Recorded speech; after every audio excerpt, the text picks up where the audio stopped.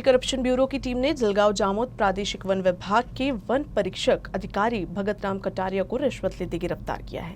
रिश्वतखोर one अधिकारी भगत राम कटारिया ने जंगल से लकड़ी की तस्करी करने वाले वाहन को छोड़ने के लिए रिश्वत मांगी थी। सरकारी कार्यालय में भ्रष्टाचार बहुत ही सामान्य बात हो गई है। आए दिन भ्रष्ट अधिकारियों की शिकायतें सामने आती रहती है। बुल्डाना जिले के जलगांव जामोद प्रादेशिक वन विभाग के वन परिक्षेत्र अधिकारी को रिश्वत लेते गिरफ्तार किया गया है। वन परिक्षेत्र अधिकारी भगत राम कटारिया के खिलाफ ट्रक मालिक ने शिकायत दर्ज कराई थी। लकड़ी से भरे ट्रक को जाने की अनुमति देने के लिए 25,000 रुपए की रिश्वत मांगी थी, जिसकी शिकायत एसीबी में किए जाने के बाद कार्रवाई कर रिश्वत लेते रंगे हाथों पकड़ा गया। देश में पेट्रोलियम और एलपीजी गैस सिलेंडर की कीमत में लगातार हो रही बढ़ोतरी से आम आदमी का बजट बिगड़ गया है। बढ़ती महंगाई के खिलाफ अकोला में कांग्रेस पार्टी की महिला मोर्चा द्वारा अनोखे अंदाज में आंदोलन किया गया। इस आंदोलन के दौरान मिट्टी के चूल्हे का वितरण कर केंद्र सरकार का निषेध किया गया। पेट्रोल डीजल की कीमत में लगातार हो रही बढ़ोतरी से सभी पहले से ही परेशान हैं। उसके बाद अब रसोई गैस के सिलेंडर की भी कीमत बढ़ा दी गई है, जिससे महिलाओं के लिए घरेलू बजट बिगड़ गया है। इस बढ़ती महंगाई में घर चलाना लोगों के लिए मुश्किल हो रहा है, लेकिन केंद्र सरकार बढ़ती महंगाई पर नियंत्रण के लिए कोई भी कदम नहीं उठा रही, जिससे नाराज विपक्ष लगातार आंदोलन कर रहा है। अकोला में कांग्रेस पार्टी की महिला मोर्चा के नेतृत्व में महिला कार्यकर्ताओं ने अलग अंदाज में आंदोलन किया।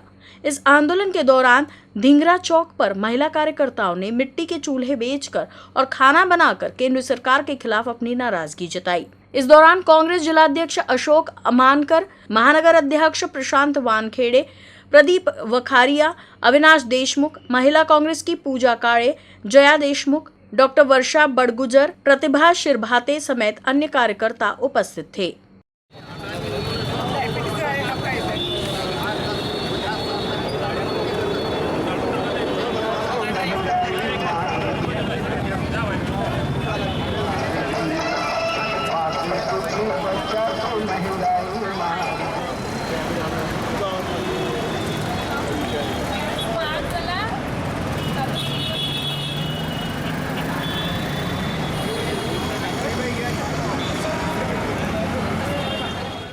रबी सीजन में किसानों को उनकी उपज का सही मूल्य दिलाने के लिए सरकारी खरीदी केंद्र पर चना खरीदने की प्रक्रिया शुरू हुई। किसानों ने 16 फरवरी से ऑनलाइन पंजीकरण कराया था और 1 मार्च से चने की खरीदी शुरू हुई थी। बाजार में कीमत कम होने के कारण किसानों ने नाफेड में चना बेचना सही समझा।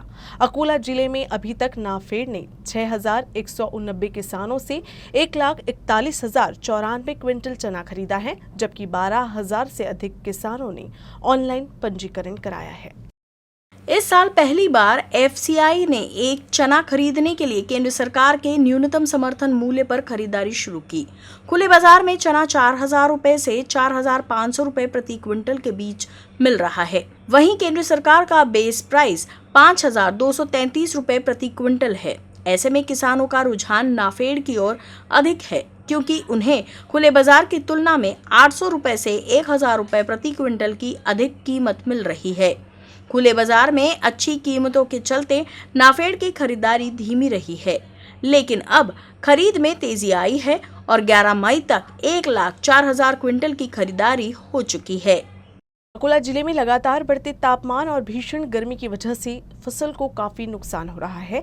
गर्मी के मौसम में खेतों में लगी सब्जियों की फसल को तेज धूप से सबसे ज्यादा नुकसान हो रहा है। अकोला जिले में इस बार भीषण गर्मी है।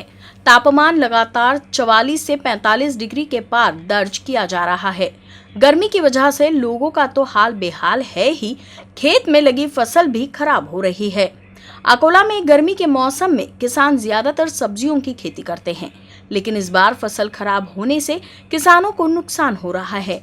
इस संबंध में डॉक्टर पंजाबराव देशमुख कृषि विश्वविद्यालय के वैज्ञानिकों ने फसल सूखने पर बढ़ते तापमान के प्रभाव का अध्ययन किया है। जब तापमान 44 से 45 डिग्री होता है तो काली मिट्टी के खेत का तापमान 5 से 7 डिग्री अधिक होता है। इसीलिए काली मिट्टी वाले खेत की निचली गहराई में उगने वाली फसलों पर इसका प्रतिकूल प्रभाव पड़ता है और वे जल जाते हैं या सूख जाते हैं। ऐसी स्थिति में अपनी फसल बचाने के लिए डॉक्टर पंजाबराव देशमुख कृषि विश्वविद्यालय के वैज्ञानिकों ने किसानों को बहुमूल्य मार्गदर्शन दिया है। किसानों को चाहिए कि वे दोपहर में बिना पानी डाले सुबह या रात में अपनी फसल की सिंचाई करें। गर्मी से बचाव के लिए किसानों को सुबह या रात में सिंचाई करने की सलाह दी जाती है। फसल की जड़ों के पास पानी डाले बिना जड़ों से कुछ दूरी पर फसल की सिंचाई करें और डंडी कचरे से ढक दे। दिवसाचं तापमान 45 अंशाच्या वरती आहे आणि रात्रीचं तापमान 30च्या जवळपास राहत आहे। म्हणजे 30 ते 45 म्हणजे 15 अंशाचा त्याच्यामध्ये तफावत आहे आणि या तफावामध्ये त्या मुळांना मिळणारं पाणी आणि हवेतून होणारा बाष्पाचं इव्हॅपोरेशन त्याची वाफ होऊन जाणे ह्या दोन क्रिया खूप जबरदस्त प्रमाणात होत आहे आणि त्याच्यातल्या ज्या पानात किंवा त्या फळांमध्ये जे पाणी टिकून राहायला पाहिजे त्याला टर्गर प्रेशर म्हणतात शास्त्रीय भाषेमध्ये, ते काही साध्य होत नाही। तर त्याच्यामध्ये कॅल्शियम सारखे जे पदार्थ आहे किंवा तुम्ही साधी माती जरी उडवली तरी तुम्हाला त्याचा चांगला परिणाम होतो। म्हणजे त्याचे पर्णछिद्र तुम्हाला बुजवता आले पाहिजे। पाणी कमतरता असल्यामुळे ती झाड स्वतःचा जीव वाचवायसाठी ती फळं सोडून देते आणि त्याच्यामध्ये ती फळगळ तुम्हाला आढळते। पण ही काही जास्त काळ राहणार नाही। सध्या अस्नी नावाचं एक वादळ आपल्या आंध्र प्रदेशकडे येत आहे, त्याच्यामुळे तापमानात आता घसरण तुम्हाला झाल्यासारखी दिसेल। तर ती 2 ते 3 डिग्री ते कमी होईल, जवळपास 32-33च्या दरम्यान राहील। एखादा जर शॉवर आला आपल्या कृपेनं तर ते चांगलं होईल। इस सलाह से किसानों को भी निश्चित ही फायदा होगा।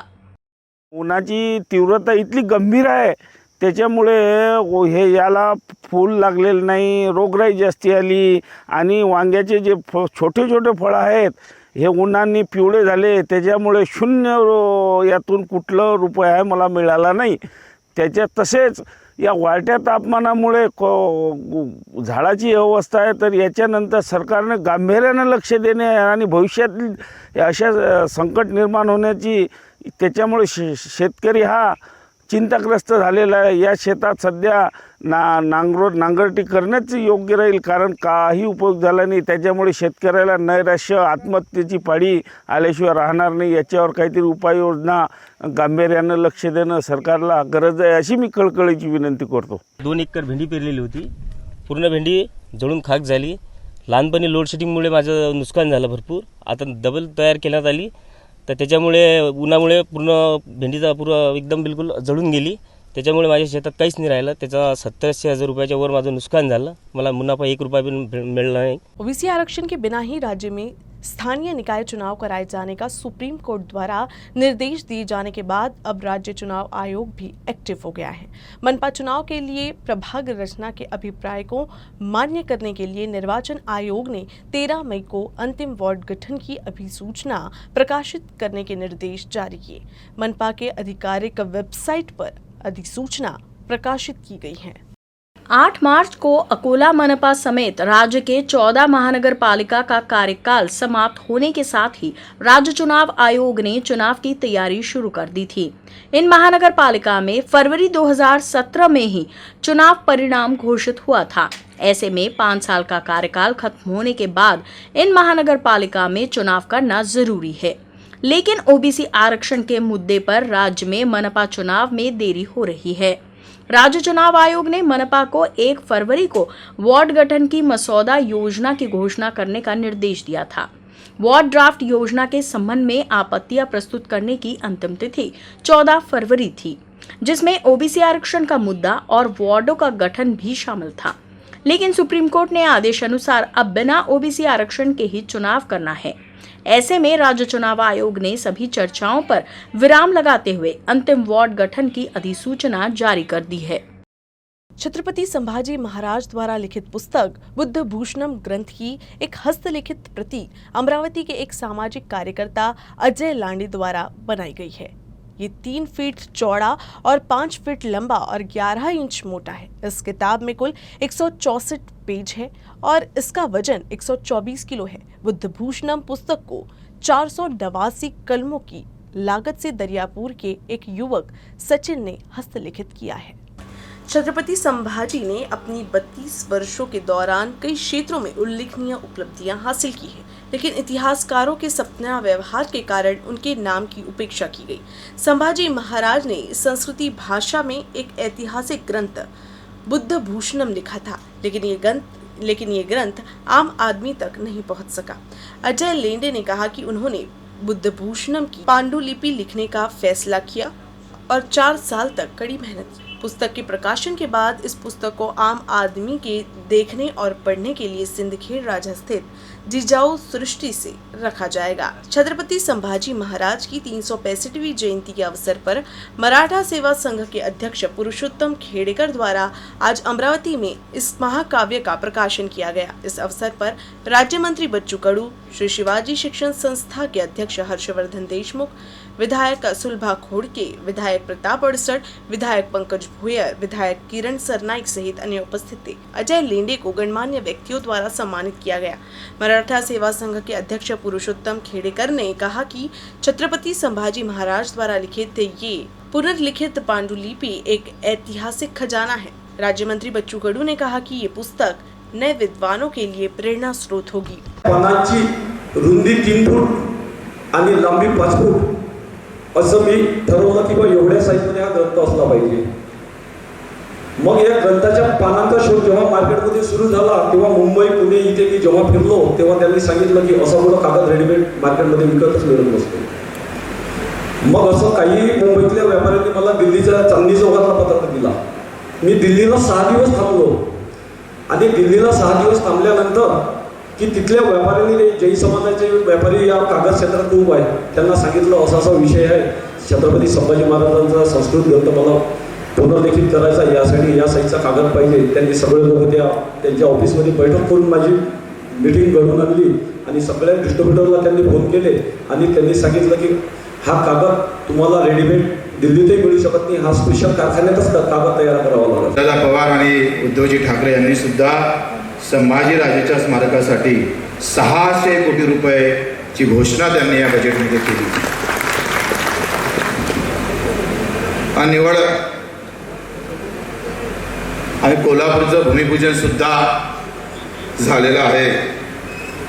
मला वाटतं ह्या सगळ्या वीरांच्या इतिहासासोबत तुम्ही सुद्धा कमी मागं पडलो नाही पाहिजे आणि म्हणून या एवढ्या मोठ्या ग्रंथाचा एक सन्मान निधी सुद्धा अयोध्याच्या मंदिरासाठी जर वीट उभी राहतं तर ग्रंथासाठी सन्मान निधी का उभा राहू नये त्यासाठी सुद्धा मला वाटतं प्रत्येकाचे हात, कारण निवड ग्रंथ निर्माण होऊन चालणार नाही, त्याचा सन्मान फक्त वाचूनही होणार नाही, तो सन्मान सगळ्याच बाजूने झाला पाहिजे आणि त्या सन्मान निधी म्हणून पहिल्यांदा मी घोषणा करतो माझ्याकडून मी सुद्धा सन्मान निधी म्हणून 1 लाख रुपये आम्ही या ग्रंथ निर्माण केला म्हणून त्याचा सन्मान निधी मी जाहीर करतोय आमच्या प्रहार संघटनेच्या माध्यमातून। छत्रपति संभाजी राजे के जन्मदिन के अवसर पर हर साल की तरह इस साल भी मराठा पाटिल युवा समिति द्वारा खामगांव में एक मोटरसाइकिल रैली का आयोजन किया गया था। शहर के मुख्य मार्ग से शुरू हुई इस रैली में मराठा पाटिल युवा समिति के कई कार्यकर्ताओं ने हिस्सा लिया। खामगांव में मराठा पाटिल युवा समिति की मोटरसाइकिल रैली शिवाजी नगर से शुरू हुई। सबसे पहले छत्रपति शिवाजी महाराज की प्रतिमा पर माल्यार्पण कर रैली की शुरुआत की गई। इस मौके पर रैली में शिवाजी महाराज के वेश में नीलेश पाटिल और संभाजी राजा के वेश में अभिजीत लहाने मौजूद थे। इस अवसर पर खामगांव शहर के सभी महापुरुषों की मूर्तियों पर माल्यार्पण किया गया। वहीं समारोह में मराठा समुदाय के सभी राजनीतिक और सामाजिक लोग मौजूद थे। मोटरसाइकिल रैली का समापन ऋषि संकुल सज्जनपुरी खामगांव में हुआ।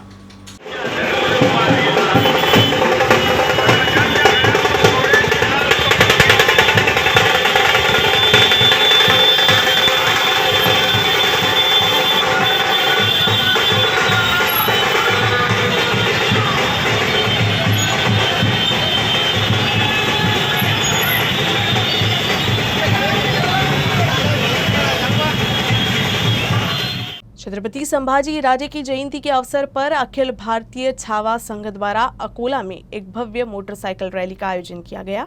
सुबह न्यू तापड़िया नगर के छावा किंडरगार्टन में राजे संभाजी की प्रतिमा का पूजन कर रैली की शुरुआत हुई। अखिल भारतीय छावा संगठन द्वारा शहर के मुख्य मार्गों से मार्च करते हुए रैली का आयोजन जिला परिषद कर्मचारी भवन में संपन्न हुआ। इस दौरान समाज में मेधावी सदस्यों का अभिनंदन किया गया। कार्यक्रम की अध्यक्षता डॉक्टर दीपक मोरे ने की। निवासी उपजिलाधिकारी संजय खड़से, डॉक्टर अभय पाटिल, डॉक्टर हर्षवर्धन मालोकर उपस्थित थे। कार्यक्रम की सफलता के लिए छावा संगठन के जिलाध्यक्ष रंजीत काले और उनकी टीम ने कड़ी मेहनत की।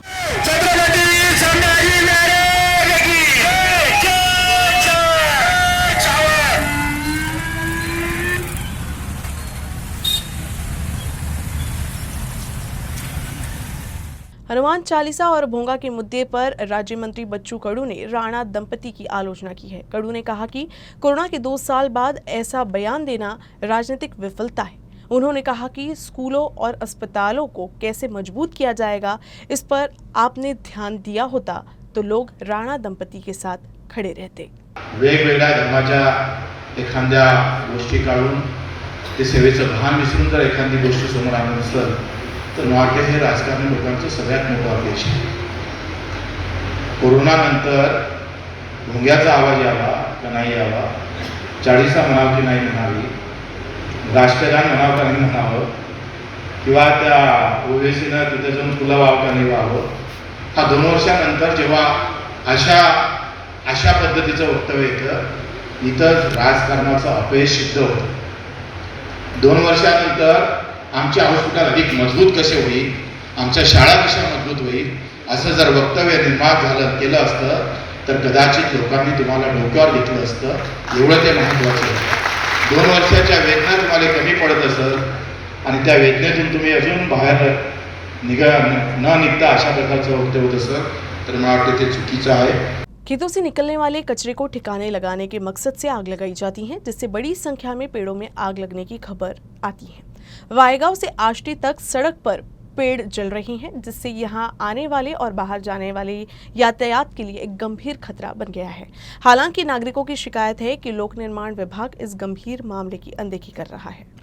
गर्मी शुरू होते ही किसान खेतों से धुआं निकालने के लिए शॉर्टकट का सहारा लेते हैं। वहीं वायगांव और आष्टी के बीच देखा जा सकता है इस रास्ते के किसान कचरे में आग लगा रही हैं, जिससे सड़कों के किनारों के पेड़ों पर भी खतरा बन गया है। लेकिन लोक निर्माण विभाग इस गंभीर मामले की अनदेखी क्यों कर रहा है, ऐसा सवाल अब खड़ा हो गया है। प्रशासन की इस अनदेखी के चलते फायर ब्रिगेड और पुलिस को परेशानी हो रही है। वहीं इस मार्ग से आने जाने वाले नागरिकों की जान भी खतरे में है। न्यूज रूम से बस इतना ही। खबरों का सिलसिला यूं ही चलता रहेगा। आप देखते रहिएगा UCN न्यूज अकोला।